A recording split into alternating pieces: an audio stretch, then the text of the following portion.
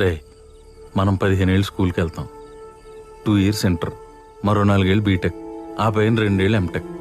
ఎంత కష్టపడి చదివేది ఎవడో ఒకటి కింద 30,000 40,000 జీతం కోసం పనిచేయడానికి గారా? అంత కష్టపడి పని చేసినా కూడా నువ్వు చేసిన పని గుర్తింపు లేకపోతే అది ఎంత నరకమో తెలుసారా?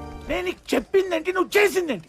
అన్ని కరెక్షన్స్ అన్ని చేత కాకపోతే జాబ్ మానేసి ఇంట్లో కూర్చో, అంతేకన్నా ప్రాణం తోడం. అది పని చేసినట్టు అనిపించదురా, బానిసత్వంలా అనిపిస్తుంది. ముందు ఆ జాబ్ మానే అన్న ఎప్పుడు చూసినా బాధపడుతూ ఉంటావు. రే నాకు అనిపించదు ఏంట్రా జాబ్ మానేసి రెస్టారెంట్ పెట్టుకోవాలని. కానీ మధ్యతరగతి జీవితంలో బాధ్యతలు అనేవి ఆశల్ని ఆశయాల్ని తొక్కేస్తారా. అప్పుడప్పుడు రోడ్డు పక్కన బజ్జీలు అమ్ముకుని చూసిన ఆశ కలుగుతుందిరా. ఎందుకంటే ఆడు మనకంటే సంతోషంగా నచ్చినట్టు బతుకుతున్నాడని. చదువుకున్న మధ్యతరగతోడి జీవితం చాలా దారుణంరా. కన్న తల్లిదండ్రులకు సంతోషం ఉండదు. ఎందుకో తెలుసా?